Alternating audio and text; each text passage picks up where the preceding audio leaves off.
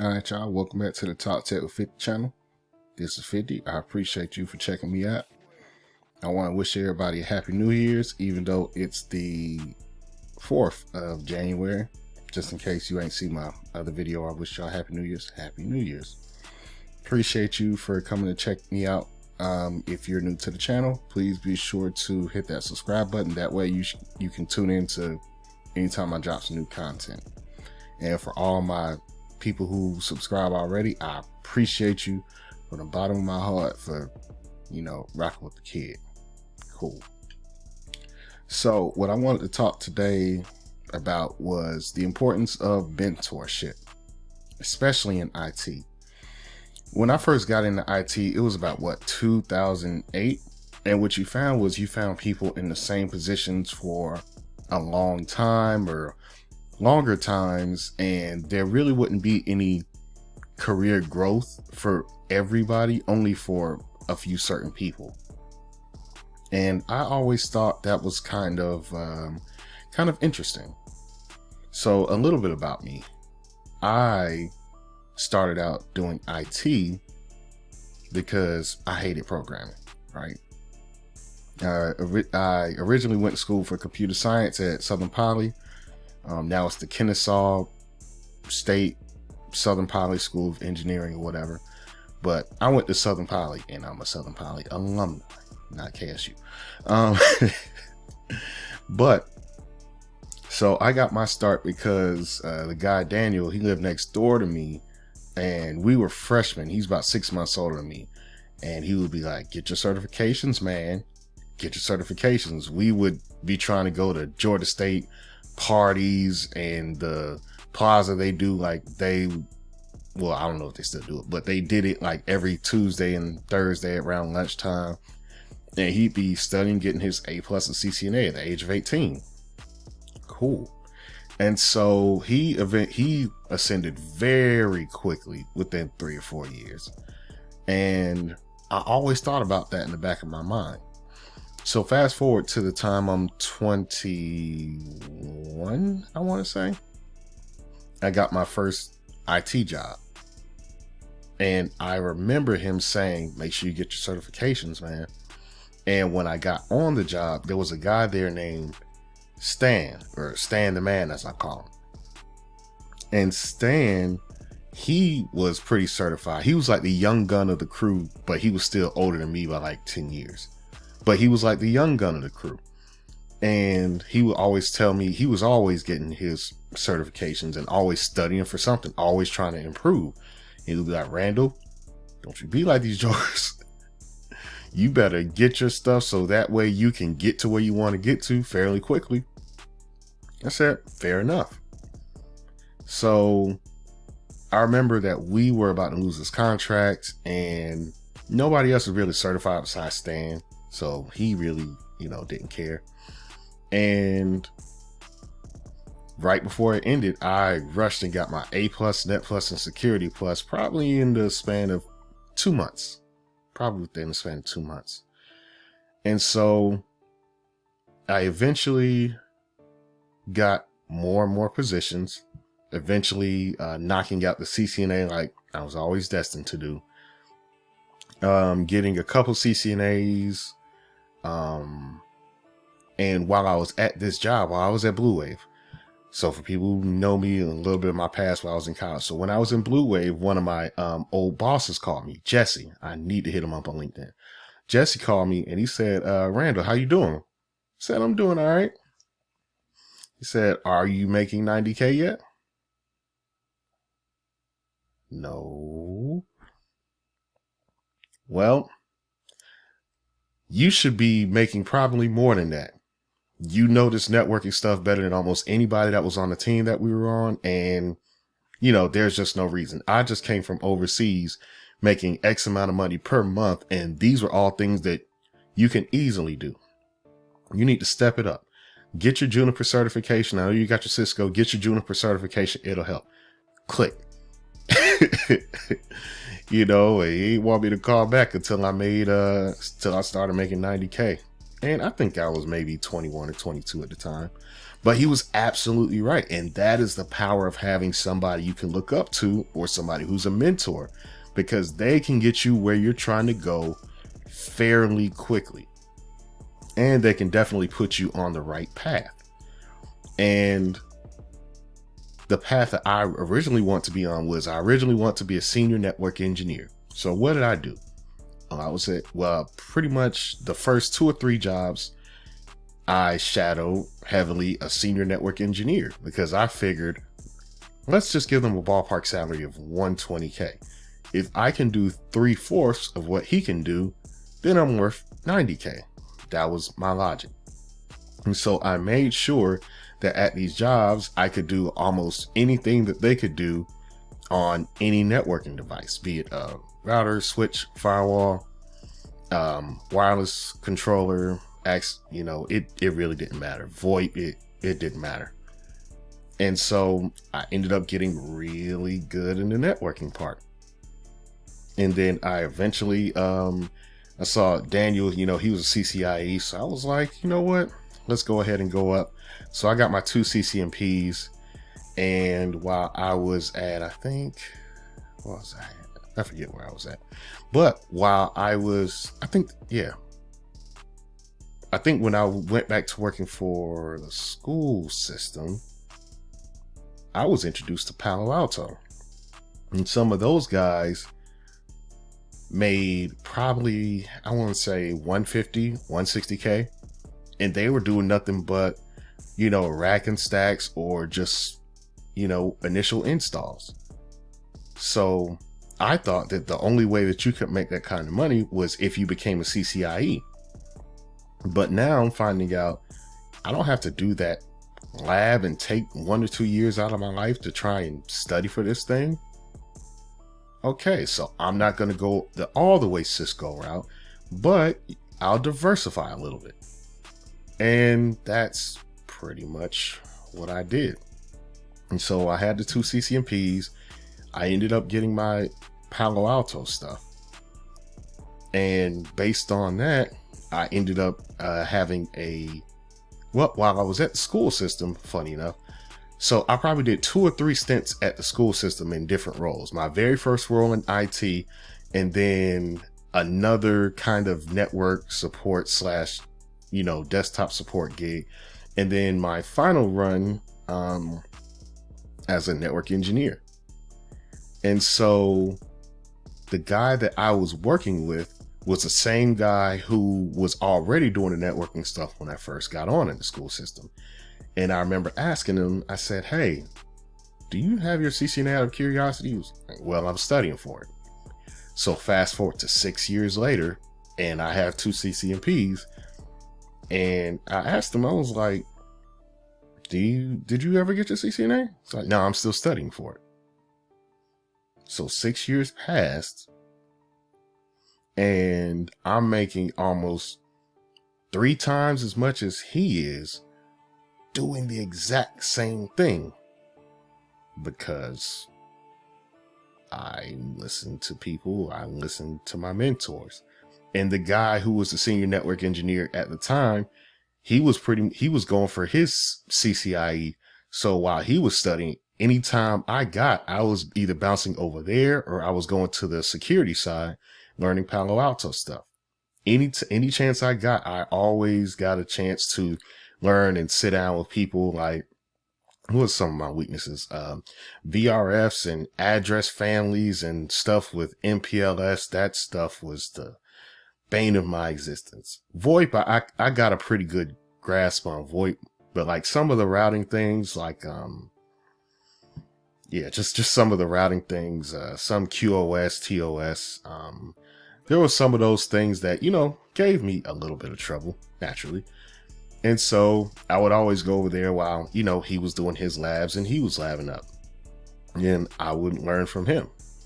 And he would always be like, Randall, whatever you trying to do, you better get to it. But there's money out there. You're young and you have full control over your career. And one day I was at the barbershop, And the same people that I worked with, like at one of my jobs, you know, they all called me on a conference call. And they were like, big money, what's going on? Big money? I don't know about all that, but what's up with y'all? Oh man, we've been here. You've been doing big things out here. We heard you got this and you're doing this. I was like, oh, I mean, yeah, you know, because I listened to the people that, you know, told me how to move and what to do and what not to do.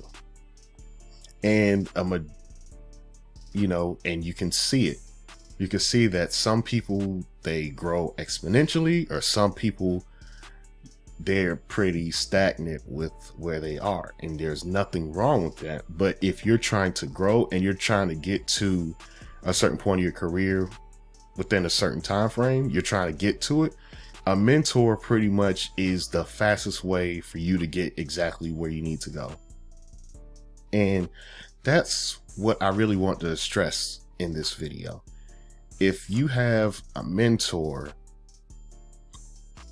you should be very careful about who you choose to look up to. Not even if they're not your official quote unquote mentor, but who you decide to look up to and who you decide to follow for advice. For example, I haven't made $200,000 a year at one, you know, working just one job. So I can't tell people how to get to $200,000 a year working one job, even though the skills I have now, I could probably, you know, put a resume out there and get more than that.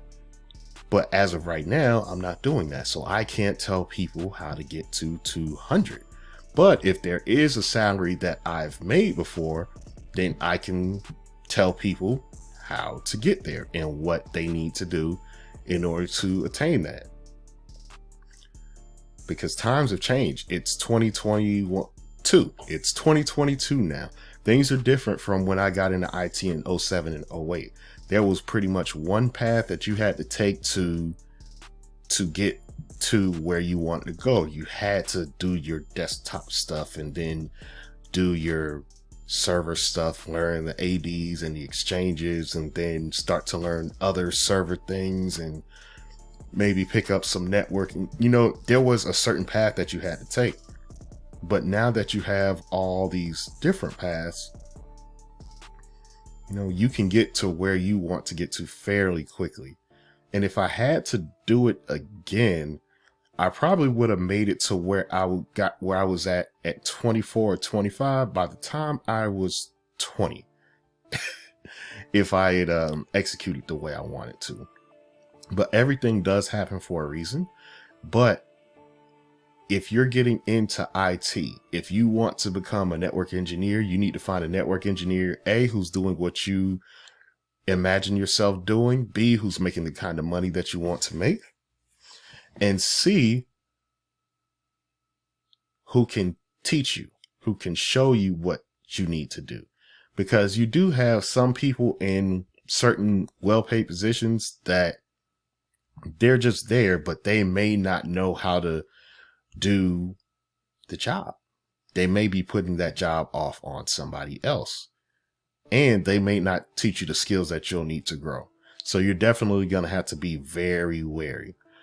Even me, myself, whenever my job has IT interns and they want to sit with me to learn either networking or security, I'll ask them, what do you want to learn from me today?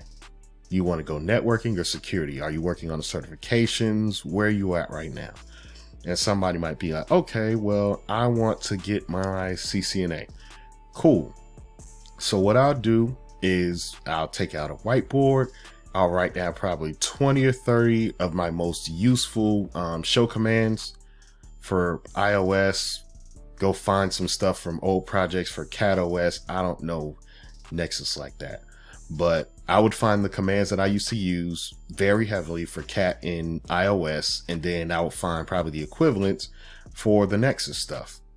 And then I would break down each command and why I would use it and the importance And then I would have them download a GNS3 or a packet tracer and have them run those types of commands. And if they want to do the security stuff, then I would pretty much be like, okay, you drive.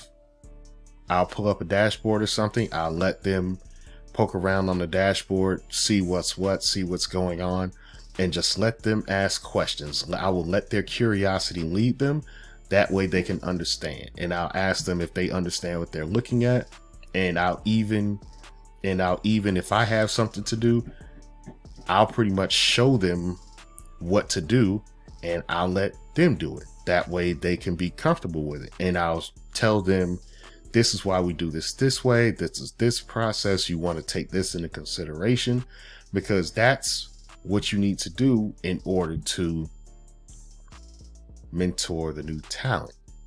It's always important if there was somebody who looked out for you, technically, they taught you and they led you in a specific direction, it's your responsibility to extend your hand and lead people back up as well. Which is why any chance I get, I'm always willing to help somebody and guide people in the right direction, because if it wasn't for them, I'd probably still be doing system admin stuff today. Yeah, sad. Not saying that system admin is sad, but for my trajectory and what I was trying to do, that didn't necessarily align. And then also with mentors, they have the foresight as far as your career to be able to direct you to the correct job. So let's say, for example, I use kind of a real life situation. So let's say, for example, I'm mentoring you and you want to do network security. And there's a job that is more focused on Windows and servers, and they pay, let's say they pay 100. And then you have a network security role that deals with VMware in it. Let's use VMware, NSX, or AWS, either one. Let's say they do AWS and they're heavy in Cisco with some Palo Alto mixed in there. Both will give you, let's say, clearance. I'm here in DC. Let's say both will give you a clearance, but the network security role might pay, let's say, 85. And so on paper, the money from the Windows role, it looks enticing because, man, I always wanted to get to 100K. That Windows role, that's enticing. But what people don't realize is that as soon as you take that network security role, you're already worth, like, even though like you might start off at that 85K they told you, you're probably already worth 50 grand times 50 grand more than that, just by taking that role. As soon as you get started with that stuff and doing those implementations and learning that environment and making those changes and setting in on projects and participating yourself, you're already over 50K. So instead of making 85, you're now worth 135 with the skills that you have. And then if you decide to cert up, you get your CCNP, your AWS, and I say VMware, right? And maybe your VMware, because this is a hybrid environment. And now, instead of that 135, now you're probably worth closer to the 200s because you're aware of the on-prem virtualization stuff in VMware, the AWS stuff, and you understand the network and you understand how the traffic flows. And see, the mentor, they're the ones that are supposed to break that down to you to make sure that you make the right choice. And if you actually take a look at it, every field, every industry has mentors. Steph Curry has people they look up to. All the NBA players, they have people that they work out with who were in the NBA. You know how many NBA players get their footwork lessons in with Hakeem Olajuwon? Baseball players hit up older baseball players. Football players hit up older football players. people in the music industry, they always look to older people in the music industry. Every single field where there are successful people, there are people that were successful before them that help pave the way and mold them and guide them into the person that they want to be in their respective careers. So mentorship is very important. If you're just now getting into IT, I suggest you find somebody who is doing what you want to do, or they've done it, and they can help point you in the right direction. If you have any questions, or if you need, somebody to run something by, you can hit me up. Drop a comment in the comment section. I'll reply. Well, that's all I have for today. I appreciate everybody for checking me out. If you have any comments, questions, or concerns, go ahead and drop a comment below. Be sure to hit that like button. And I appreciate y'all for checking out the Talk Tech with 50 channel. I'm 50. I appreciate y'all.